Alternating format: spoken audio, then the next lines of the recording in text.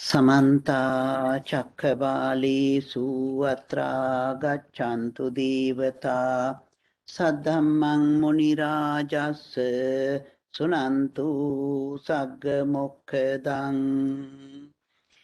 धम्मश्रवणकालो अयं बदन्ता धम्मश्रवणकालो अयं बदन्ता धम्मश्रवणकालो अयं बदन्ता नमो तस्से भगवतो अरहतो सम्मा सम्बुद्दस्से नमो तस्से भगवतो अरहतो सम्मा सम्बुद्दस्से नमो तस्से भगवतो अरहतो सम्मा सम्बुद्दस्से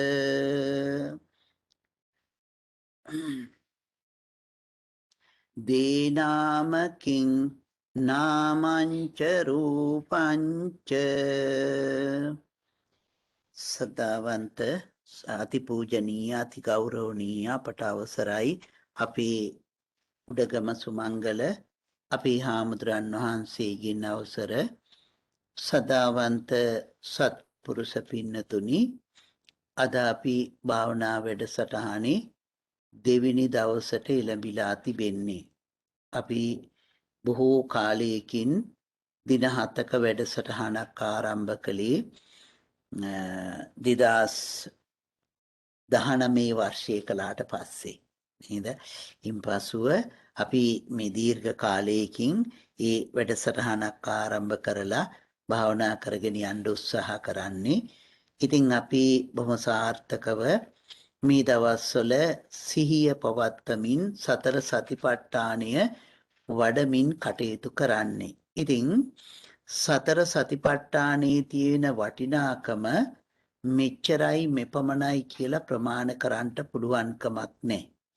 මොකද මම අර මුලින් සඳහන් කළා වගේම බුදුදහමේ හරය ආර්ය අෂ්ටාංග මාර්ගයේ පිළිපදින තැන තමයි සතර සතිපට්ඨානය. මං හිතන්නේ පහුගිය කාලවල වලදී අපි නොයෙකුත් සූත්‍ර ධර්මයන් ගැන කතා කළා. ඒ බොහෝ සූත්‍රවලදී අපට මේ සති සම්පජන්න කොටස මුලින් විස්තර කළා. නේද? ඒ තමයි ප්‍රතිපදාව කියලා හැටියට අපට දේශනා කළේ. ලෞතර බුදුරජාණන් වහන්සේ ඒ හැම මොහොතකදීම දේශනා කරන්නේ මේක තමා ප්‍රතිපදාව. එහෙනම් අපේ ප්‍රතිපදාව වෙන්න ඕනේ මොකද්ද? සිහියෙන් වාසය කරන එක. නේද? සිහියෙන් වාසය කරන එක. ඒ කියන්නේ සතර සතිපට්ඨානයේ වඩන එක. ඉන්සා මුලින් සඳහන් කළා වගේම බුදුදහමේ වෙන මොනවා ඉගෙන ගත්තත් වැඩක් නැහැ. සතර සතිපට්ඨානය වඩලා නැත්නම්. ඒක තමයි මේ ධර්මයේ තියෙන වටිනාම තැන. ඒක තමයි ලෝකයේ තියෙන අනික් ආගම් භාවනා සියල්ල අතරින් බුදුදහම වෙනස් වෙන තැන. නේද? අපි දන්නවනේ නොඑක් විදිහේ සමත භාවනා නොඑක් විදිහේ ඊර්දීන් ඒ කාලේ නොඑක් විදිහට තිබුණා. වතුරේ ඇවිදින අය, අහසින් යන අය නේද? අනාගතයේ දකින්න පුළුවන් අය, අතීතයේ දකින්න පුළුවන් අය, කල්ප ගණන් දකින්න පුළුවන් අය වාසය කළා. නමුත් මේ කාවුරු ගාවවත් කාටවත් තිබුණේ නෑ මොකද්ද? සතර සතිපට්ඨානය. ඒ නිසා මේ සතර සතිපට්ඨානය තමයි බුදුදහමේ තියෙන වැදගත්ම දේ. වැදගත්ම දේ. ඒ නිසා හොඳට ඊතා ආදරයෙන් ඊතා ගෞරවයෙන් මේ ධර්මයේ තුල හැසිරෙන්න. ඒක අපට අපේ දියුණුව පිණිස අපේ මේ කටයුතු සම්පූර්ණ කර ගැනීම පිණිස හේතු වෙනවයි කියන බව මේ මොහොතේදී සිහිපත් කර ගන්න ඕනේ. ඒ නිසා මම හිතන්නේ මම එදත් කතා කළා, එදත් මුලින්ම මතක් කළා, කවුරුත් මුරකාරයෙක් අපි පිටිපස්සෙන් ඉන්නේ නැහැ. කවුද කතා කරන්නේ? කතා කරන්න එපා. ඇයි කතා කළේ කියලා අහන්න මුරකාරයෙක් නැහැ. කවුද මුරකාරයා? තමන්මයි. නේද? එහෙම ස්වං හික්මීමකට තමන් පැමුණුනොත් තමයි සතර සතිපට්ඨානයෙන් ප්‍රයෝජන ගන්න පුළුවන්. අපිට පුළුවන් ඉතින් වටේ ඉඳලා කියන්න මේ කෑ ගහන්න එපා කතා කරන්න එපා නේද? එහෙමත් කියලා තියෙනවා අපි දිගටම. නේද? එහෙම දැඩිවත් කියලා තියෙනවා තරහ වෙලත් තියෙනවා කට්ටිය ගොඩක් මං එක්ක. නේද? ඉතින් එහෙමත් කරලා තියෙනවා. නමුත් ඒ අපි මූලිකව පුරුදු පුහුණු කරගන්න අපි කරපු කාලේ. නේද? දැන් අපි හොඳට දන්නවා කතා කළොත් ඒ තුලට ගියොත් අපට වෙන හානිය. නේද?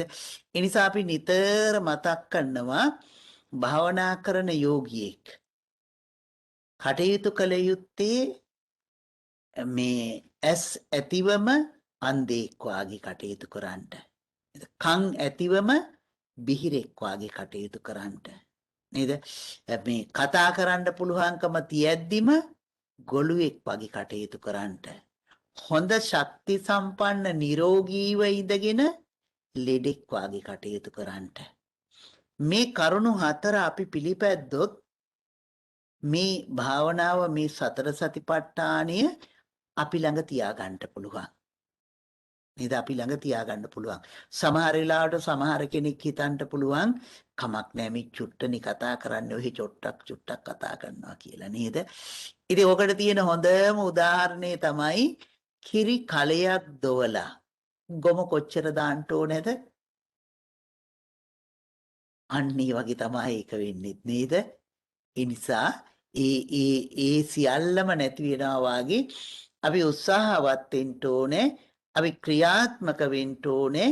ඒ ටික ඒ විදිහටම සුරක්ෂිත කරගන්න. ඒ නිසා මේ සතර සතිපට්ඨානයේ වඩන එක තරම් මේ ලෝකේ වටිනාම දෙයක් වෙන තවත් අපට නැහැ. නේද? මේක තමයි සත්‍තිස් බෝධිපාක්ෂික ධර්මයන් අපි නිවැරදිව වඩන තැන. ඒ සියලුම ධර්මතා එකට වඩා ගන්න පුළුවන් වටිනාම තැනකට අපි ඇවිදින්න ඉන්නේ. ඒ නිසා හැම මොහොතකදීම සිහියෙන් කටයුතු කරන්න.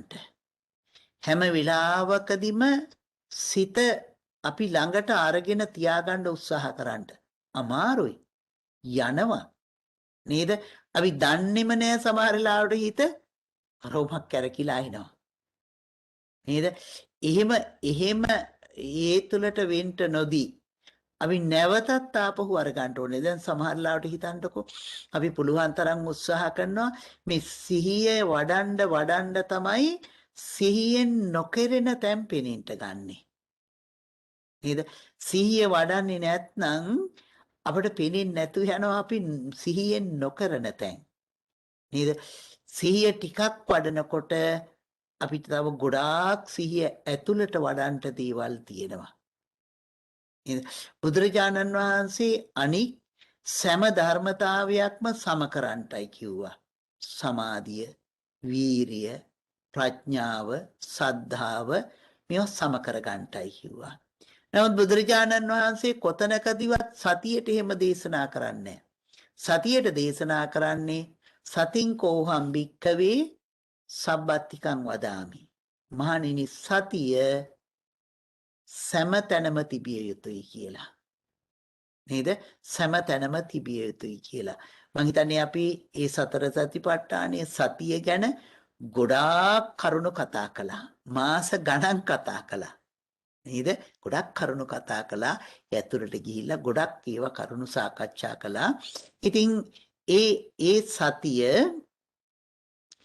අපි ළඟ වඩාගෙන යනකොට අපිට කොච්චර ගැඹුරට වඩන්න පුළුවන්ද කියන එකත් අපි සිහිපත් කර ගන්න ඕනේ. ඉතින් සතිය යම් තැනක තිබෙනවා නම් අපට අරමුණ හොඳට අඳුර ගන්න පුළුවන් වෙනවා. අරමුණ අඳුර ගන්නට බැරි වෙනවා නම් මූලිකවම අපි සතිය අඩුපාඩුවක් තියෙන්නේ අපේ. නේද? ඒ නිසා සතිය අපි හොඳින් හදා ගන්න ඕනේ. අපි ඒ සතිය ගැන කතා කරනකොට අපි ධර්මයෙන් සති නැත්තම් සිහිය සති කියලා චෛතසිකයක් කතා කළා. නේද? ඒ චෛතසිකේ මොකද්ද කියන්නේ? සති චෛතසිකේ කියන්නේ සති චෛතසිකයේ තේරුම කියන්නේ සිත අකුසලයට යන්ට නොදී කුසලයේ තුල රඳවා ගැනීමම මහඳින්නවා මොකක් කියලාද? සතිය කියලා. නේද? දැන් අපි මේ කරන්නේ ඒකමනේ. නේද? ඒකමනේ. අපේ හිත දකින්නවා කියලා කියන්නේම මොකද? ඒ සිත දැනගෙන ඉන්නකොට අකුසලයක තුලකට යන්නේ නැහැ. ඒ හැම තැනදීම අකුසලයක් ආවත් මොකද වෙන්නේ? ආපසු ඒක කුසලයක් බවට පත් වෙනවා. බලන්ට කොච්චර වටින දෙයක්ද කියලා. මේ භාවනා ක්‍රමේදී අකුසලුත් අරගෙන භාවනා කරන්න පුළුවන්. නේද? තරහක් ඇවිදිලා තරහක් කියලා මිනිහි කරනකොටත් එන්නේ මොකක්ද? භාවනාවක්. නේද? ඒ සතිපට්ඨානයේ වැඩිවීමක්. නේද? ඊළඟට ආසාවක් ඇවිදිලා මේ ආසාවක් ඇවිදලා තියෙන ආසාවක් කියලා අපි මෙනෙහි කරනවා නම් ඒකත් මොකද්ද? භාවනාවක්. එතකොට අකුසල ආරම්මණයක් තුලිනුත් අපට භාවනාවක් වඩන්න පුළුවන්. ඒක මං හිතන්නේ ගොඩාක් මතක ඇති අපි ධම්මානුපස්සනාවේ නීවරණ ගැන කතා කරනකොට ආයතන ගැන කතා කරනකොට අපි ඒක ගොඩාක් විස්තර කළා. මේ නීවරණ තුල ආයතන තුල කොහොමද මේක සිද්ධ වෙන්නේ කියලා. නේද? ඊළඟට අපි හොඳ පැත්ත කතා කළා සතර සතිපට්ඨානෙම බොජ්ජංග ධර්ම වඩන එක ගැන කතා කරනකොට. නේද? ඊවා හොඳ සිතිවිලි තුලින් මේ භාවනා තුල ගමන් කරන හැටි අපි ඒ තුලින් කතා කළා. නේද? එතකොට බලන්න මේ සතිය වඩන එක තරම් වටින දෙයක් අපිට නැහැ. එහෙම කරනකොට දැන් අපිට කරන්න තියෙන සතිය කියලා කියන්නේ අපි දැන් විග්‍රහ කරගත්ත අකුසලයට යන්ට නොදී සිත කුසලයේ තුල පවත්වා ගන්න එක. එතකොට අපි වඩන්න ඕනේ මොකක්ද? සතර සතිපට්ඨානෙ. නේද? මේ සම්මිජ්ජිතේ පසාරිතේ සම්පජානකාරී හෝති ආලෝකිතේ විලෝකිතේ සම්පජානකාරී හෝති සම්මිජ්ජිතේ පසාරිතේ කියලා කියන්නේ අතපය නවනකොට දිගාරිනකොට සිහියෙන් කටයුතු කරන්න. ආලෝකිතේ විලෝකිතේ සම්පජානකාරී හෝති කියන්නේ ළඟ බලනකොට දුර බලනකොට පැත්ත බලනකොට වටපිට බලනකොට මේ බැලීම් වලදී සිහියෙන් වාසය කරන්න. ඒක දැනගෙනම වාසය කරන්න. නේද? මේ තැන්වලදී කියන්නේ කොහොමද? කායේ කායානුපස්සී විහෙරති කියලා. කයෙහි කයානුව බලමින් වාසය කරන්නයි කියලා. නේද? අපි එතකොට මොකක් තුළද පිහිටවන්නේ සිත? කය තුල පිහිටවනවා. පිහිටවල ඒ කය අනුව බලනවා. නේද? ඒ කයේ ක්‍රියාවලිය අනුව බලමින් වාසය කරනවා. ඒක තමයි අපි මේ හැම මොහොතකදීම සිද්ධ කරන්නේ. ඊළඟට බලන්න බුදුරජාණන් වහන්සේ දේශනා කරනවා සංඝාටි පත්ත චීවර ධාරණී සම්පජානකාරී හෝති කියලා. මේක හාමුදුරුවරුන්ට මූලික කරගෙන දේශනා කරන හින්දානේ සංඝාටිපත්ත චීවර ධාරණය කියන්නේ. සංඝාටි කියලා කියන්නේ මොකද්ද? සංඝාටිපත්ත චීවර ධාරණී. සංඝාටිය කියලා කියන්නේ නෑ. සංඝාටිය කියලා කියන්නේ දෙපොට සිවුරට. දෙපොට සිවුරට කියන මේ සාසනික විවහාරය තමයි මොකද්ද? සංඝාටිය කියන්නේ. එතකොට තනිපොට සිවුරට කියන්නේ මොකද්ද? උත්තරා සංඝේ. නේද? අඳනෙට අන්තරවාසකේ. නේද? එතකොට සංඝාටි පත්ත චීවර ධාරණය කියලා කියන්නේ දෙපොට සිවුර, තනිපොට සිවුර, අඳනේ පාත්‍රය. මෙන්න මේවා පරිහරණය කරනකොට සිහියෙන් ඉන්නයි කියන එක. නේද? ඒ කියන්නේ ඇඳුම් අඳිනකොට, ඇඳුම් හදා ගන්නකොට නේද? ඒක එහෙඩ මෙහෙ වෙලා තියෙනවා නම් නැවත මේ පොරව ගන්නකොට නේද? ඒ හැම දෙයක් මේක තමයි සංඝාටි පත්ත චීවර. පත්ත චීවර පත්ත කියලා කියන්නේ පාත්‍රය. නේද? පාත්‍රය කියන්නේ මොකටද? ආහාර පාන හොයාගන්න, ආහාර පාන වළඳන්න. නේද? ඒ දෙකටමනේ පාත්‍රේ පාවිච්චි කරන්නේ. එහෙනම් අපි මොකද්ද කරන්න ඕනේ? පිගංකෝප පරිහරණය කරනකොට නේද? ඒ හැම තැනකදීම සිහියෙන් වාසය කරන්න ඕනේ. නේද? එතකොට එතනකින් විතරක් බුදුරජාණන් වහන්සේ ඒක නතර කරන්නේ තව බුදුහාඳුරන් වහන්සේ දේශනා කරනවා කායිතේ වායිතේ සායිතේ පීතේ සම්පජානකාරී හෝති කියලා. කනකොට, හපනකොට, ගිලිනකොට, සූප්පු කරනකොට, පානීය කරනකොට, රස විඳිනකොට නේද? ඒ ආහාරත් එක්ක කරන්න තියෙන සියලුම දෑවලදී මොකද කරන්න ඕනේ? සිහියෙන් යුක්තව වාසය කරන්න ඕනේ. දැන් ඕන හොඳට හිතලා බලන්න මේ කියන ඒවා කොච්චරක් කිරිනවද කියලා. නේද? ඉතින් හැබැයි බුදුරජාණන් වහන්සේ මේ තැන්වලදී දේශනා කළේ නෑ ඔළුව පීරනකොට සිහියෙන් ඉන්නයි කියලා. මොකද හාමුදුරුවෝ රීස බාරනේ ඉන්නේ. නේද? ඒ නිසා ඒකත් දේශනා කළේ නෑ. ඉතින් අපිට තව වැඩ තියෙනවා ඒ නිසා. නේද? ඔළුව පීරනකොටත් සිහියෙන් ඉන්න ඕනේ. අනික් කටයුතු කරනකොටත් සිහියෙන් ඉන්න ඕනේ. නේද? ඉතින් මේ ගතේ ටිතේ නිසින්නේ සුත්තේ ජාගරිතේ සම්පජානකාරී හොති. ගතේ ටිතේ නිසින්නේ සුත්තේ ජාගරිතේ. මේ ඇවිදිනකොට යනකොට එනකොට ඉන්නකොට වැඩපල කරනකොට සුත්තේ ජාගරිතේ අහගෙන ඉන්නකොට කතා කරනකොට නේද? නිස්සබ්දව ඉන්නකොට කොහොමද ඉඳයි කිව්වේ? සම්පජානකාරී හොති. සිහියෙන් වාසය කරන්න.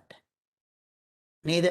ඉතින් තව එහාට යනකොට යතා යතාවා කායෝ පනිහිතෝ හෝති තතා තතානං පජානාති. යම් යම් ආකාරයකින් මේ කය පවත්වනවද ඒ සියලුම ආකාරයන් දැනගන්ටයි කියලා බුදුරජාණන් වහන්සේ අපට දේශනා කරනවා. එහෙමනම් අපට වඩන්න තියෙන්නේ මෙන්න මේ සතියයි කියන බව හොඳට මතක තියාගන්න ඕනේ.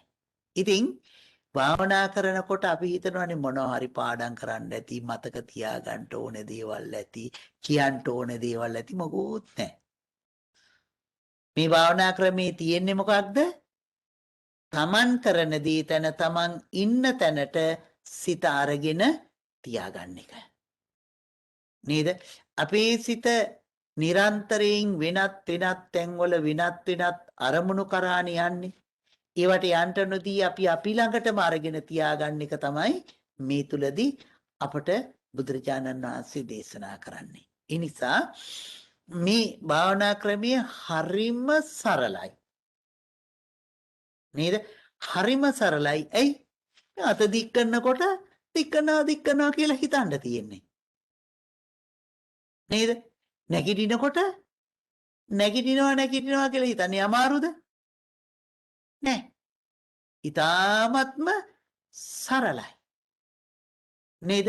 මේ සරල බවෙන් පටන් ගත්තු එක අපට කිව්වේ නොහැකි ගැඹුරකට යනවා කොතෙන්ට යනකන්ද? අරිහත්ත්වයට යනකම්ම. නේද? ඒ තාක් දුරට යනකම් ගමන් කරනවා ඒ සරල බව. ඉඳන් ඒ සරල බව තියෙන තැන ගැඹුරත්තේ අපට පෙනෙන්නේ නැහැ. සරලව හිතන්න කකුල ඔසවනවා තියනවා කියන එක අපි හැමදාම කරනවා. නේද? ඉතින් අපි මේ හැමදාම කරන කකුල ඔසවන තියෙන එක තුලට සිත යොමු කර ගන්නවා. ඒක බලනකොට හරිම සරලයි. නේද? හරිම ලේසි. නේද? ඒ තුල තමයි මොකද්ද කරන්න ඕනේ? සිත පිහිටවල තියන්න ඕනේ. එහෙමනම් ඒ සරල බව තුලින් අපි ගමන් කරන්න ඕනේ කොහාටද? අර ගැඹුරුම තැනට යනකම්. නේද? ඒ සරල බව තුලින් අපි ගමන් කරන්න ඕනේ කොහාටද? ගැඹුරුම තැනට යනකම්. අන්න එහෙම ගමන් කරන්න තමයි අපි මේ පරිසරයක් හදාගෙන වටපිටාවක් සකස් කරගෙන මේ කටයුතු තුල නිරත වෙන්නේ. එතකොට කල්පනා කරන්ට එහෙම සිහියෙන් ඉන්නකොට අපි දැන් සිහිය පාවිච්චි කරනවානේ, සිහිය වඩනවා. ඒ සිහිය තුල හිත රඳවාගෙන ඉන්නවා. එහෙම සිහිය තුල හිත රඳවාගෙන ඉන්නකොට අපි මොනවා තුලටද හිත ගෙනියන්නේ? නේද? කොහොමද මේ ගමන් මඟ අපි ඉස්සරහට යන්නේ? අපිට වෙන මොකෝ කරන්න දෙයක් නැහැ. ප්‍රතිපදාව මොකද්ද? සිහියෙන් වාසය කරන එක. ඒ සිහියෙන් වාසය කරනකොට ඒ සිහිය තුලදී අපි නොදන්න, අපි නොසිතන බොහෝ ගැඹුරකට අපේ සිත අරගෙන යනවා. නේද? සිහියෙන් වාසය කරන අපි ඉස්සෙල්ලාම දකින්නේ අත දික් කරන ක්‍රියාවලිය. නේද? අත දික් කරනවා කියන ක්‍රියාවලිය. මේ එහෙම නැත්නම් කකුල ඔසවනවා කියන, තබනවා කියන මේ ක්‍රියාවලිය. නේද? මේ ක්‍රියාවලිය තුල ගමන් කරනකොට අපි ගමන් කරනවා කොතෙන්ටද? මේ දැන් අපි ඔසවනවා කියලා, අත දික් කරනවා කියලා මෙනෙහි කරන්නේ මොකෙන්ද? හිතෙන්. නේද? අපි මේ අත දික් කරනවා කියලා මෙනෙහි කරන්නේ හිතෙන්. දික් කරන්නේ අත. නේද? හිත නැත්තම් මේ අත දික් කරනවද? නැහැ. එහෙනම් මලමිනිත් නැගිටින්න ඕනේ, ඇවිදින්න ඕනේ. නේද? මලමිනියක්වත් නැගිටින්නේ නැහැ, ඇවිදින්නේ නැහැ, කතා කරන්නේ නැහැ. ඇයි හිත නැති නිසා. නේද? එහෙනම් අපි මේ සියලුම ක්‍රියාවලියන් කරන්නේ මොකක් නිසාද? හිත තියෙන නිසා. හිත නැතුව අපේ ඇහි පිල්ලමක්වත් වදිනවද? නැහැ. හිත නැතුව අපේ ඇහි පිල්ලමක්වත් වදින්නේ නැහැ. එහෙනම් මේ සියල්ල සිද්ධ වෙන්නේ මොකක් නිසාද? හිතත් එක්ක. හිත කයෙන් වෙන් මොන දවසකට නිරත්තන්ව කලින් අරන් වීසි කළා දාපු පිච්චිලා ගිය මේ වැඩකට නැති අවුලව ගන්නවත් බැරි දරලි කෑල්ලක් වගේ වෙනවා. නේද? දරලි කෑල්ලක් නම් හොඳයි, කොහොම හරි මොකක් හරි අලු ටිකවත් ප්‍රයෝජන ගත්ත හැකි. මේක නම් අලු ටිකවත් ප්‍රයෝජනෙට ගන්න බෑ නේද? එහෙමනේ අපි කියන්නේ. බැරි වෙලාවත් ඒ අලු ටිකක් කවුරු හරි වත්තකට දාලා ගියොත් එහෙම ලොකු ප්‍රශ්නයක් නේද? එතෙන්ට එළවෙනවා. නේද? ඉතින් ඒ වගේ එකක් තමයි මේ කය. නේද? එහෙමනම් අපි මේ කරන්නේ මොකද්ද? සිතයි කයයි දෙක අතර ඉන්න එක. හිතලා බලන්න. අපි ගෙදර හිටියා. අපට භාවනා වැඩසටහන තියෙනවා, භාවනා කරන්නට එන්න ඕන කියලා හිතුණා. අතකට හිතුණාද? මොහොනට හිතුණාද? කනට හිතුණාද? කකුලකට හිතුණාද? කෙස්වලට හිතුණාද? නැහැ. ඇඳගෙන ඉන්න ඔය ඇඳුම් වලට හිතුණාද? හිතුනේ කොහාටද? හිතටමයි. නේද? එහෙමනම් හිත මූලික කරගෙන කය ක්‍රියාත්මක වෙනවා. ඒ භාවනා කරන්න ඕනේ කියලා ඇති කරගත්තු චේතනාව නිසා බලන්නකො කොච්චර වැඩ ගොඩක් අපි කළාද කියලා. නේද? අර සිතවිල්ල නිසා. නේද? ඒ සිතවිල්ල නිසා අපි ඒ සිතවිල්ලත් එක්ක ක්‍රියාත්මක වුණා. ඒක දිගටම අපි සිත කරගෙන ගියා. නේද? එහෙමනම් අපි අන්න ඒ තුල තමයි ගමන් කළ යුත්තේ කියන බව සිහිපත් කර ගන්න ඕනේ. එතකොට තමයි අපි මේ සතර සතිපට්ඨානෙ එහෙම නැත්නම් අපි මේ භාවනාව අපට ඉදිරියට වඩාගෙන යන්න පුළුවන් වෙන්නේ. එතකොට අපි හොඳට තේරුම් ගන්න ඕනේ අපි මේ සියල්ලම කරන්නේ සිත නිසා. සිත නැතුව මේ ශරීරයේ පුංචි ක්‍රියාවලියක්වත් සිද්ධ වෙන්නේ නැහැ. එවනම් මොකද කරගන්න ඕනේ? අන්නේ සියලු දේ සිත දැනගෙන කරන්න. නේද? එතකොට අපි මේ අත දික් කරනවා කියලා බැලුවේ කය දෙසද ඇත්තටම හිත දිහා. මොකද අත දික් කරනවා කියන සිතවිලි පහළ වෙනවා. කාය විඤ්ඤාති තියෙනවනේ. නේද? ඒ සිත් පහළ වෙනවා. එතකොට ඒ පහළ වෙන සිත් ටික අපට දකින්න පුළුවන් වෙන්න ඕනේ. අපි ඒත් එක්කම දැන් අපි මේ අත දික් කරන එක දිහා නිකන් බලාගෙන ඉන්නත් පුළුවන්. නමුත් හැබැයි අපේ හිත ඒ වෙනකොට එක එක තැන් වලට දුවලා යනවා. නේද? ඒ නිසා අපි සිත මෙතනම නතර කරගන්න ඕන නිසා ඒ සිතවිල්ල නැවත නැවතම හිතනවා. එම නැවත නැවත හිතන නිසා අපි ඒකට කියනවා වචනයක් මෙනෙහි කරනවා කියලා. නේද? අපි ඒකට දාගෙන තියෙන වචනයක් මොකක්ද? මෙනෙහි කරනවා කියලා. ඒ නිසා අපි කියනවා මෙනෙහි කරන්න. නේද? වේදනාව මෙනෙහි කරන්න, පිම්බීම හැකිලින් මෙනෙහි කරන්න, ආස්වාස ප්‍රස්වාස මෙනෙහි කරන්න, සිතවිල්ලක් ආපුවාම මෙනෙහි කරන්න. නේද? එහෙමනම් මොකද කරන්නේ? ඒ තුලම සිත පවත්වනවා. නේද? ඒ ක්‍රියාවලිය තුලම අපි සිත පවත්වාගෙන යනවා. එහෙමනම් ඒ තුලම සිත පවත්වාගෙන ඒ තුලම සිත වඩනකොට අපිට මොකද වෙන්නේ? අර සිත කය අපිට වෙන්කොට දකින්න පුළුවන් වෙනවා. නේද?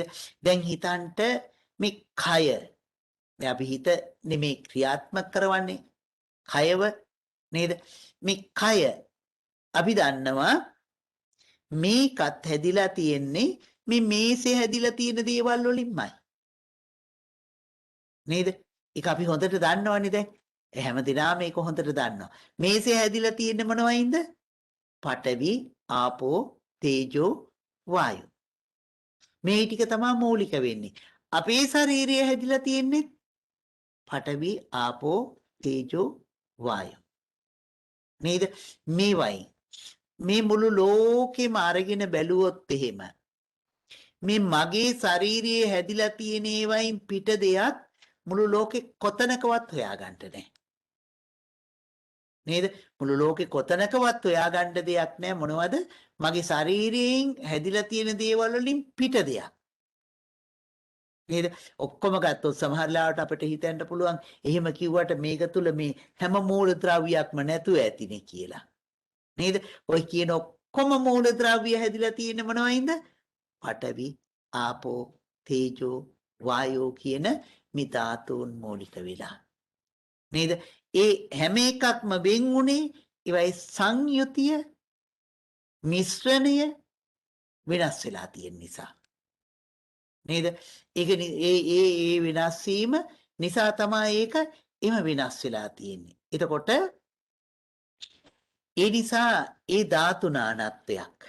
එතකොට කල්පනා කරන්ට මේ විදිහට මේ පඨවි ආපෝ තේජෝ වායෝ කියන ධාතුන් ටිකට මේ රූප ටිකට එකතු වුණු තව රූප 24කින් තමයි මේ ශරීරය හැදිලා තියෙන්නේ. ඒ නිසා බුදුරජාණන් වහන්සේ දේශනා කරනවා ඉමස්මින් කලේබරේ ලෝක සමුදයන්ත පඤ්ඤාපේමි ලෝක නිරෝධන්ත පඤ්ඤාපේමි කියලා නේද? මොකද්ද මේ දේශනා කරන්නේ? මේ කලේබරේ. කලේබරේ කියලා කියන්නේ මේ සරලව කිව්වොත් මේ ශරීරයට. නේද? මේ හිත කය මේ දෙකට. මේ දෙක තුල ලෝක සමුදය තියෙනවා. ලෝක නිරෝධي. දැන් මුළු ලෝකෙම තියෙනවා කොතනද? මෙතන. මොකද්ද මේ ලෝකේ? පංචස්කන්ධ ලෝකේ. නේද? ඔය පංචස්කන්ධයෙන් පිට දෙයක් මේ ලෝකේ කොතනකවත් නැහැ. අපි ඒකින් කතා කර කර ඉන්නේ රූපස්කන්ධේ. වේදනා සංඥා සංකාර විඥාන කියන ස්කන්ධ හතරම අපි එකක් කරලා කතා කළා මොකක් කියලාද? හිතය කියලා. නේද? වේදනා සංඥා සංකාර විඥාන කියන මේ ස්කන්ධ හතරම එකකට එකතු කරලා තමයි අපි දැන් කතා කරන්නේ හිත කියලා. නේද? ඔය හතර ගැනම තමයි අපි හිත දිස බලනකොට බලලා තියෙන්නේ. නිසා හොඳට බලන්න මේ තුල කොහොමද මේ ක්‍රියාකාරීත්වය කියලා. මේකේ ක්‍රියාකාරීත්වය. එතකොට එහෙම වෙනකොට අපිට මේ හිත කය කියලා දෙකක් වශයෙන් තියෙනවා. නේද? ඇත්තටම එහෙම දෙකක් තියෙනවා. හිත වෙනම එකක්, කය වෙනම එකක්. හැබැයි මේ කය පාලනය කරන කෙනෙක් නැහැ. හිත පාලනය කරන කෙනෙකුත් නැහැ. නේද? ඒව පාලනය කරන කෙනෙක් ඉන්නව නම් සර්ව බලධාරී කෙනෙක් ඉන්න ඕනේ තව කෙනෙක්. නේද? ඒ දෙකම හේතුන් මත ඇති වෙලා හේතුන් මත නැති වෙලා යනවා. නේද? යම් හේතුවකින් හට ගන්නවා වගේ මේ හේතුව නැති වෙනකොට නැති වෙලා යනවා. ඒ තුල තමයි මේක පවතින්නේ. එතකොට හිතට එන හිතවිල්ලක් නිසා ක්‍රියාත්මක වෙනවා. ඒකනේ අපි මුලින්ම සඳහන් කළේ භාවනා කරන්නට ඉන්න ඕනයි කියලා හිතුන අය ආවා. එන්න බෑ කියලා හිතුන අය මොකද? කිවල් වල ඉන්නවා. නේද? එතකොට ඒ සිතවිල්ල තමයි අපි මේ දිගට ගියේ. එතකොට ඒ හිතක් නිසා මේ කයේ ක්‍රියාකාරීත්වය ටික සිද්ධ වුණා. එහෙමනම් මේ හේතුවක් නිසා හටගන්න ඵල අනුව කටයුතු යන ගමන් මාර්ගයක්. එහෙමනම් ඒ හේතුවයි ඵලයයි දෙකක් මිසක් මේක ක්‍රියාත්මක කරවන කෙනෙක් නැහැ. ඒක දකින්න තමයි අපි මේ සිහියෙන්ම කටයුතු කරන්නේ. නේද? ඒක දකින්න තමයි. ඉතින් එහෙම කටයුතු කරගෙන යනකොට අපිට විටින් විට මේ රූප සමූහයත් අහු වෙනවා හිතට. සමහර ලාවට තද ගති දැනෙනවා. නේද? ශරීරයේ තද ගතියක් දැනෙන්නේ මොකද්ද? පඨවි ධාතුවේ ස්වභාවය. සැහැල්ලු ගතියක් දැනුණත් නේද? සැහැල්ලු ගතියක් දැනුණොත් ආයු ධාතුවේ ස්වභාවය වෙන්නත් පුළුවන්. නේද? එතනත් එක ස්වභාවයක් එනවා. නේද? ඉතින් එහෙම එක ධාතුන්ගේ ස්වභාවයන් භාවනා කරගෙන යනකොට එක විදිහට අපට පැටහෙනවා. නේද? එක ආකාරයෙන් දකින්න පුළුවන් වෙනවා. ඒ නිසා සමහර වෙලාවට අපි සක්මන් භාවනාව තුළ නිරත වෙනකොට දැන් බලන්නකො හොඳට සක්මන ගැන කතා කළා. නේද? සක්මන කොහොමද තියෙන්නේ? අපි කකුල ඔසවන්න ඕනේ, ඔසවනවා, ඉදිරියට ගෙනියනවා, තබනවා. නේද? ආයෙ ඔසවනවා, ඉදිරියට ගෙනියනවා, තබනවා. අපි ඇත්තටම සක්මන කියලා කියන්නේ මොකද්ද? ඇවිදිනවයි කියන එක. නේද? නිසා සක්මන කියන එක හඳුන්වන්නේ ගච්ඡන්තෝවා ගත්තාමීති පජානාති කියලා. ඇවිදිනකොට ඇවිදිනවා කියලා දැනගන්න. ඇවිදිනවා කියලා කියන්නේ මොකක්ද? කකුලක් තියෙනවා, තව කකුලක් තියෙනවා, තව කකුලක් තියෙනවා, තව කකුලක් තියෙනවා. ඒ නිසා අපි වම දකුණ කියලා හිතාගෙන යනවා. නේද? තව ටිකක් මේකට හිත යොමු කරනකොට අපිට මේ ඇවිදිනවා කියලා කියන්නේ මොකද්ද? කකුල ඔසවලා තබන එකට. නේද? එතකොට කරන්නේ මොකද්ද? ඔසවනවා, තබනවා. මේ ක්‍රියාවලිය තමයි එතන අපි සිද්ධ කරන්නේ. තවත් මේකට සිත යොමු කරනකොට අපිට තේරෙනවා ඔසවලා ඉදිරියට ගෙනහිල්ලා තබනවා. නේද? එහෙනම් මේ සෑම මොහොතකදීම මේ සිතවිලි ටික ක්‍රියාත්මකයි. ඊළඟට බලන්නකෝ ඔසවන්න පටන් ගන්නවා, ඔසවාගෙන යනවා, එසවීමේ අවසානයක් තියෙනවා. ඊට පස්සේ මොකද වෙන්නේ? ඉදිරියට ගෙනියන්න පටන් ගන්නවා, ඉදිරියට ගෙනියනවා, ඉදිරියට ගෙනියීමේ අවසානයක් තියෙනවා. ආයේ පහතට කරන්න පටන් ගන්නවා. පහත් වීමේ පටන් ගැනීමක් තියෙනවා. පහත් වෙනවා. පහත් වීමේ අවසානයක් තියෙනවා. නේද? මෙන්න මේ ටික තමයි අපි මේ සක්මන කියලා දැකගෙන යන්න හදන්නේ. නේද? ඒ නිසා අපි අපේ සිත එතෙන්ට යොදවන්න පුළුවන් වෙනකන් අපි අර ක්‍රමානුකූල වෙනවාම දකුණ ඔසවනවා, තබනවා, ඔසවනවා, යවනවා, තබනවා මේ විදිහට ටික ගෙනියනවා. එතකොට සිතත් අර අපි හිතන්නේ ගමන් කරනවා කියන චේතනාව කියලා. ඊට පස්සේ අපි ටික ඔක කඩාගෙන ගියාම ඔසවන්න ඕනේ, ඔසවනවා. ඒකේ අවසානයේ ඒ එකමත් මොකද පහළ වෙන්නේ? චේතනාවන් සහ සිත් පහළ වෙනවා. එහෙමනම් අන්නේ චේතනාවන් අන්නේ සිත් දකින්ට එහෙම දැකගෙන යනකොට අපිට දකින්න පුළුවන් රූකඩයක් වාගේ මේක කියලා. නේද? අපි දැකලා තියෙනවනේ ඕන තරම් රූකඩ නටවනවා නේද? එතන මේක රූකඩයක් වාගේ. ඒ කියලා කියන්නේ හිත අනත් දෙනවා. දැන් උන අත උස්සපන් කියලා. අතනින් රූකඩේ අතට තියෙන ලණුව උස්සනවා. එතකොට මොකද වෙන්නේ? මෙයා උස්සනවා. ඉස්සෙනවා. ඒ වගේ හිත කියනවා ඔසවපන් කියලා. එතකොට මොකද වෙන්නේ? ඔසවනවා. මෙන්න මෙතෙන්ට අපි අපේ හිත අරගෙන යන්න. නේද? ඒ තුල අපි සිත රඳව ගන්නට. මොකද එතකොට දැන් රූකඩේ තියෙනවා රූකඩේ ක්‍රියාත්මක කරන කෙනෙක් ඉන්නවා. හරියට ඒ දෙක කවුරු වගේද? හිතයි කයයි වගේ. නිසා හිත අර අනදෙන ඒ ක්‍රියාවලියන් ටික කරනවා නූල හොලවනවා. ඒ නිසා රූකඩේ මොකද කරන්නේ? හොලවනවා. එහෙම නැත්තම් මේක හොලවන්න බෑ. නේද? ඒ නිසා ඒක හොඳට දකින්න. එතකොට අපිට හොඳට පේනවා මොකද්ද? මෙතන තියෙන හිතයි කයයි. හරියට මේ දෙන්න අන්ධයෙකුයි කොරෙකුයි වගේ. නේද? අන්ධයාට ඇස් පේන්නේ නැහැ.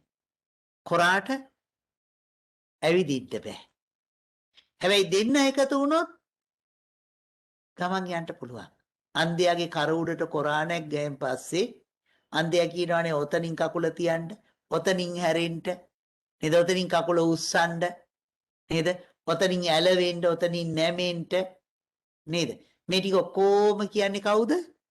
කොරා. අන්ධයා ඒ විදිහට වැඩ ටික කරගෙන යනකොට මොකද වෙන්නේ? ගමන යනවා. මේ අන්ධයයි කොරයිත් ඒකම තමයි කරන්නේ පුංචි කාලේ ඉඳලා ඉපදුණු දවසේ ඉඳලා. නේද? ඉතින් අපි මේ භාවනාව තුළදී මොකද්ද හොයාගන්න හදන්නේ? මෙන්න මේ අන්ධයයි කොරයයි එහෙම නැත්නම් අර රූකඩ නටවන මිනිහයි රූකඩේ බෙන් කරලා දැනගන්න හදනවා. නේද? එදින මොකද කරන්න හදන්නේ? අන්න ඒ ක්‍රියාවලිය එහෙම සිද්ධ වෙනවා කියලා දකින්න හදනවා. අනේ ඒක තමයි මේ අත දික් කරනවා කියන එක තුල අපි යන්නේ. එහෙම නැත්නම් හුස්ම බලනවා කියන එක තුල යන්නේ. නැත්නම් පිම්බීම හැකිලිම කරනවා කියන එක තුලට අපි යන්නේ ඒක. හිම වඩාගෙන යනකොට එහෙනම් මේ ක්‍රියාවලිය තුල නිරත වෙලා යනකොට කවුද අපට පේන්නේ? අන්ධයයි කොරයි දෙන්න පේනවා. තේරුණානේ නේද? එහෙනම් මොකද්ද දැක්කේ? හිතයි කයයි දෙක. නේද? හිතට අපි එක වචනයක් කිව්වා මොකක්ද? නාමය කියලා. කයට එක වචනයක් කිව්වා මොකක්ද? රූපය කියලා. එහෙනම් අපි දකින්නේ මොකක්ද? නාමයයි රූපයයි. නේද? ඒ තමයි අපේ ඊළඟ පියවර. නේද? අර මේ අත දික් කරනවා කියන එක මෙනෙහි කරගෙන යනකොට නැත්තම් වේදනයි කියන එක මෙනෙහි කරගෙන යනකොට එහෙම නැත්තම් ඔසවනවා තබනවා කියලා මෙනෙහි කරන එකදී නැත්තම් පිම්බීම හැකිලිම මෙනෙහි කරන එකේදී මේකෙන් අපි ඉස්සරහට යන්නේ කොහොමද? මේ අන්ධයයි කොරයි දෙන්න හරියට දැකලා. ඒක තමයි අපේ භාවනාවේ ඉදිරි ගමන. දැන් බලන්න කොච්චර සරල දේ තුල අපි ගෙනිච්ච කොතෙන්ටද? මේ එක්කෙනෙක් නෙමේ දෙන්නෙක් කියන තැනට එනකම්. නේද? දෙන්නෙක් කියන තැනට එනකම් අපේ සිත එතෙන්ට යනකම් ගියා. එතෙන්ට යනකම් අපි මොකද කරන්න ඕනේ? පුරුදු කරන්න ඕනේ. එතෙන්ට යනකම් අපි පුරුදු කරන්න ඕනේ. ඒ පුරුදු කරගෙන යනකොට තමයි අපේ හිත එතෙන්ට යනකම් යන්නේ. මේ නාම රූප දෙකට යනකම් යන්නේ. අපි නැත්තම් අපි ඕන තරම් නාම රූප කියලා කතා කරනවා. නේද? මේක මේ තුලින් දකින්න පුළුවන් වෙනවා. බලන්න කොච්චර ගැඹුරු දෙයකටද බුදුහාඳුර අපිව ගෙනියන්නේ කියලා. නේද? ඒ ගැඹුරු දේ තුල අපිව බුදුහාඳුරන් වහන්සේ අර මේ අත දික් කරනවා කියන සිතිවිල්ල නැත්තම් ක්‍රියාවලිය තුලදී අපිව ඒ ගැඹුරකට අරගෙන යනවා. නේද? ඒක තමයි අපි මේ තුලදී දකින්න ඕනේ දැනගන්න ඕනේ. නේද? දකින්න ඕනේ දැනගන්න ඕනේ. එහෙම යනකොට තමයි එතකන් ඉතින් අපි කියන්නේ කරන්න නේද? කරන්නම ඕනේ. ඉතින් ඒක එක දිගට අර ලිස්සන ගහේ යන්නේ නැතුව වගේ කරනවා නම් තමයි හොඳ. නේද? ඒ කියන්නේ අපි වාඩිලා මාන්සීලා භාවනා කරනවා. නැගිටිනකොට සීයේ නැතුව නැගිටිනවා. එතකොට මොකද වෙන්නේ? ආපහු පල්ලෙහාට වැටෙනවා. නේද? අවුරුදු උත්සව තිබුණෙත් නෑ ලිස්සන ගහ දකින්න නේද? ඔව්. ඉතින් සතියෙන් නැතුව ඉන්නකොට ආය ආපහු අපේ භාවනාව පල්ලෙහාට එනවා. ඉතින් අපි ආයි මහන්සිලා සක්මන් කළා හොඳට සිත හදා ගන්නවා. ආයි ඉතින් ඒ සක්මණෙන් ඇවිදilla වාඩි වෙන්න තැනට ඇවිදilla සීයේ නැතුව වාඩි වෙන ගමන් අර හදාගෙන ආපු ටික ආයි පල්ලෙහාට වැටෙනවා. නේද? එහෙම වෙන්න ඉඩ දෙන්න එපා. නේද? මේ උදේ පටන් ගත්ත එක අපි රාත්‍රී වෙනකම් භාවනා කරනවා නම් රාත්‍රී වෙනකම්ම එකම භාවනාවක් දිගට කරගෙන යන්න. නේද? සිහිය නැතුව කටයුතු කරපු ගමන් අපිට පල්ලෙහාට වැටෙනවා. අපේ වෙහෙස වැඩි. නේද? භාවනාවේ ඉදිරි ගමන අඩුයි. නේද? ඒ ටික රැක ගන්න ඕනේ හින්දා තමයි අන්ධයා, ගොළුවා, බිහිරා, ලෙඩා මෙතෙන්ට එන්ටයි කියලා කියන්නේ. ඒ ටික දකින්න. නේද? ඒ ටික දකින්න එක තමයි අපි කරගත යුතුම දේ. නේද? මේක කොච්චර ගැඹුරු දෙයක්ද? කොච්චර හොඳට වැටහෙනවද? මම මාතෘකා කරගත්තෙම දේ නාමකින් නාමංච රූපංච කියලානේ නේද? කාගෙන් දැහුවේ බුදුරජාණන් වහන්සේ? මතකයි. ඔව්. අපි ඒ සූත්‍රේ කතා කරලා තියෙනවා නේද? ඔව්. අපි පිරිත් පොතේ තියෙනවා. සෝපාක. නේද? සෝපාක පොඩි හාමුදුරන් වහන්සේ 7 අවුරුදු පොඩි හාමුදුරන් වහන්සේගෙන් බුදුරජාණන් වහන්සේ ප්‍රශ්න 10ක් අහනවා. දෙවෙනි ප්‍රශ්නේ තමයි මොකද්ද? දෙකයි කියලා කියන්නේ මොකද්ද? ලැබෙන උත්තරේ නාමංච රූපංච. අපි කිව්වොත් මොන උත්තර දෙයිද? නේද? නැත් මේ ධර්මයේ තුල ඉන්නකොට ඒක දකින්නකොට මෙතන එක්කෙනින්නේ දෙකක් නේ තියෙන්නේ. එහෙනම් මෙතන දෙකයි කියන්නේ මොකද්ද? නම් ඒ ඇරෙන්න ලෝකේ වෙන දෙයක්වත් නැහැනේ. මේ ලෝකේ දෙකයි තියෙන්නේ. මොනවාද? නාමයයි රූපයයි.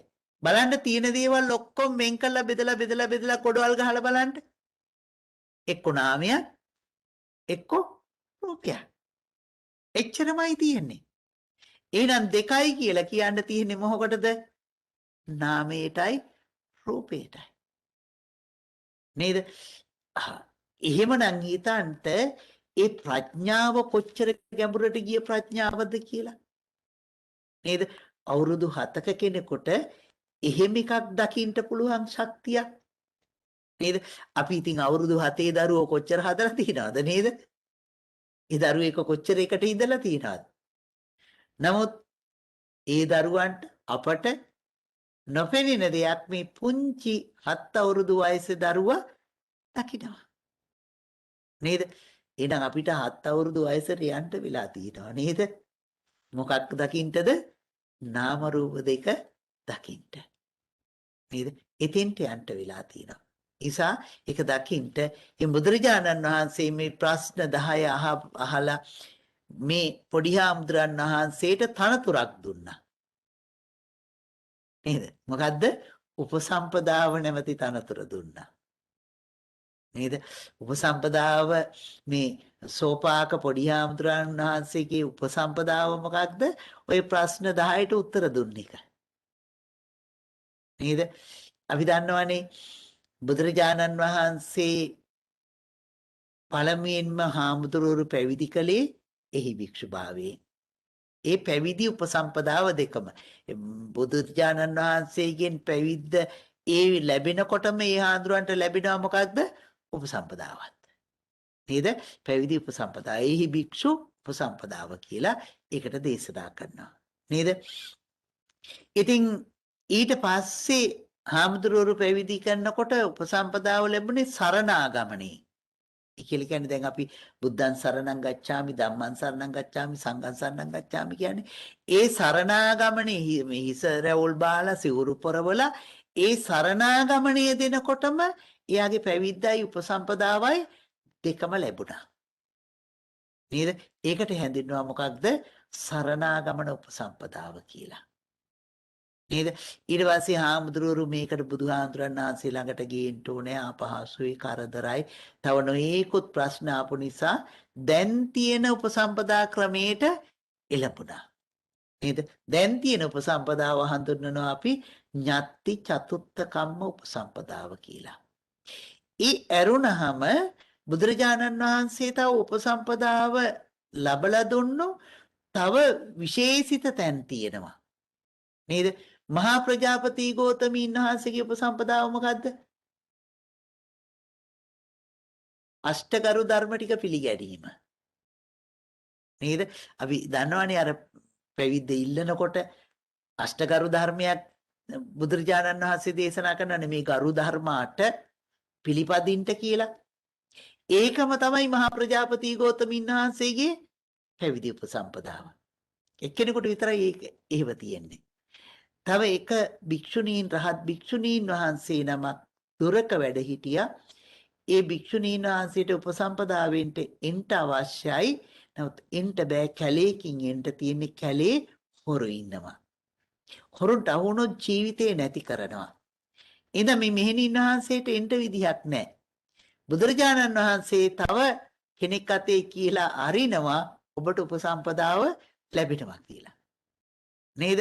අරයා ගිහිල්ලා ඒක කියනකොටම අර මෙහෙණින් වහන්සේට මොකද්ද ලැබෙන්නේ? උපසම්පදාව ලැබෙනවා. ඒකට කියනවා දූතයෙක් අතේනේ අරින්නේ. දූතේන උපසම්පදාව කියලා. නේද? ඒ වගේම මේ සුනීත මේ සෝපාක හාමුදුරන් වහන්සේට ලැබුණු උපසම්පදාව පඤ්ඤපුච්චක උපසම්පදාව. ඉතින් මේ සූත්‍රය හඳුන්වනවා කුමාර සූත්‍රය කියලා.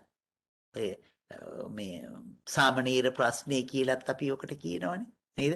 ඒ ප්‍රශ්නේ. ඉතින් මට කියන්න ඕනේ උනේ මේ ලෝකේ තියෙන මොකක්ද? නාම රූප දෙකක්. නේද? මේ ලෝකේ තියෙන්නේ මොකද්ද? නාම රූප දෙකක්. ඒ ඇරුණාම මේ ලෝකේ වෙන මොකුත්ම නැහැ. එහෙමනම් මේ අත දික් කරනවා කියන තැන බලන්ට හදන තැනට අපි හිත ගෙනියන්න උත්සාහවත් වෙන්න. ඒ සිහිය, ඒ තැන, ඒ අරමුණ නිවැරදිව මෙනෙහි කරන එකට හිත අරගන්න. එතකොට අපට එතනින් ඉස්සරහට ගමන් කරගන්න පුළුවන් වෙනවා. එතකොට අපි නිවැරදි මාර්ගයක ගමන් කරන පිරිසක් වෙනවා. ඉතින් මොනවා හරි ප්‍රශ්නයක් තියෙනවා නම් අහන්න පුළුවන්. මොකද දැන් අපි ටික භාවනාව ඇතුළට අදාළ වෙන කරුණු තමයි ටික කතා කරන්න යන්නේ. මොකක් හරි මේ පිළිබඳව කතා කරන්න තියෙනවා නම් අහන්න පුළුවන්. නේද? අපි මේ නොපෙනෙන්න බනහන අයට උනත් අහන්න පුළුවන්. නේද? නම විතරනේ පේන්නේ. ඒකත් දාපු නමක් නේද?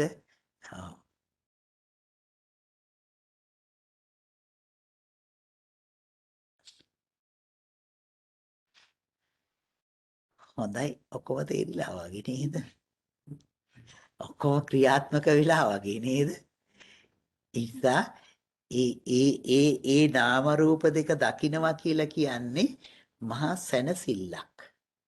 අසහනයක්. නේද? හරි නිදහසක්. නේද? අපි මේ හිතාගෙන ඉන්නවා අපි නිදහස ඉන්නේ කියලා. නෑ අපි හරි බරක ඉන්නේ.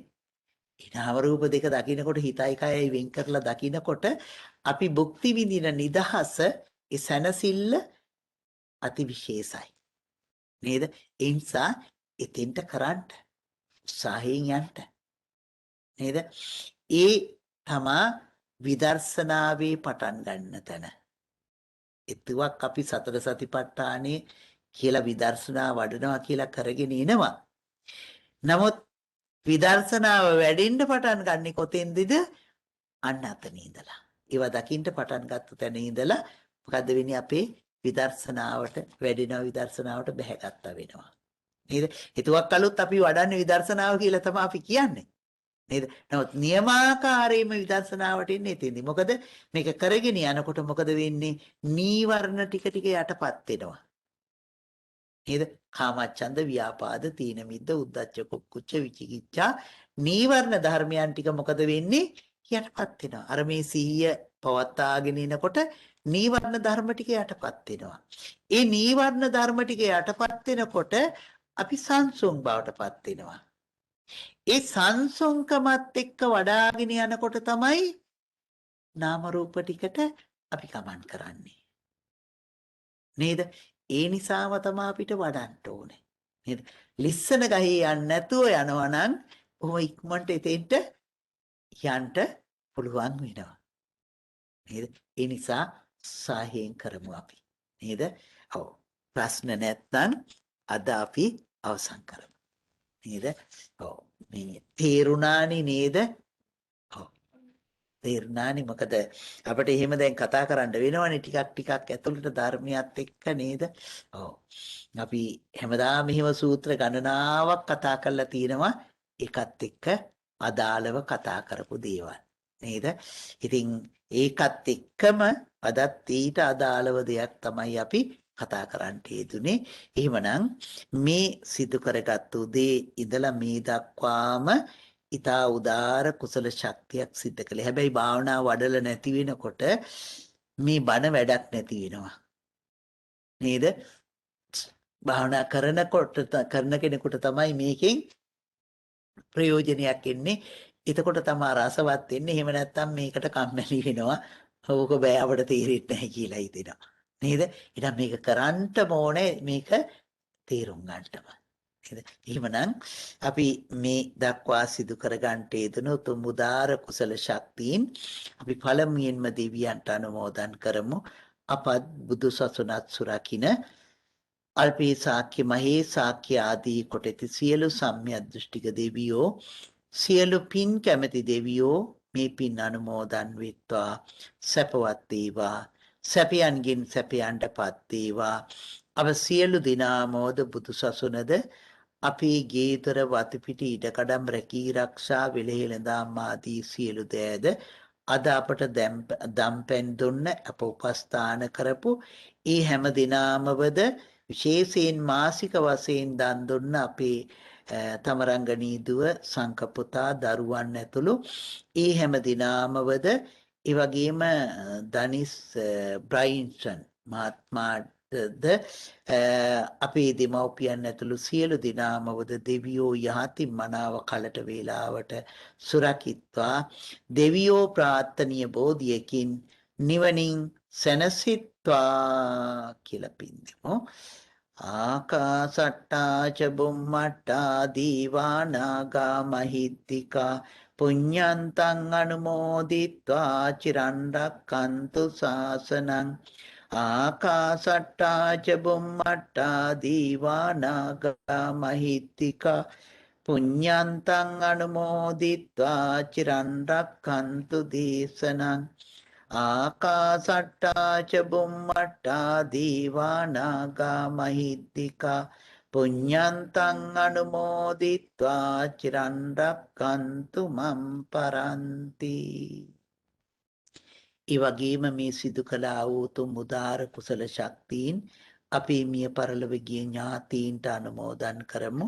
අපින් සමුගන්ට යෙදුන අපේ ගුරුවර දෙමව්පියන් ප්‍රදාන සියලුම ඥාතීන් මේ පින් අනුමෝදන් වෙත්වා. ඒ වගේම තමරංගනී දියණියගෙත් ඒ වගේම අපේ සංකපුතාගේ පියතුමා ඇතුළු ඒ අනික් සියලුම මිය පරලොව ගිය ඥාතීනොත් මේ පින් අනුමෝදන් වෙත්වා. සැපවත් වේවා සැපයන්ගෙන් සැපයන්ටපත් වේවා සියලු දිනාම ප්‍රාර්ථනීය බෝධියකින් නිවනින් සැනසෙත්වා කියලා පින් දෙමු. ඉදම්මේ ඥාතීනං හෝතු සුඛිතා හොන්තු ඥාතයෝ ඉදම්මේ ඥාතීනං හෝතු සුඛිතා හොන්තු ඥාතයෝ ඉදම්මේ ඥාතීනං හෝතු සුඛිතා හොන්තු ඥාතයෝ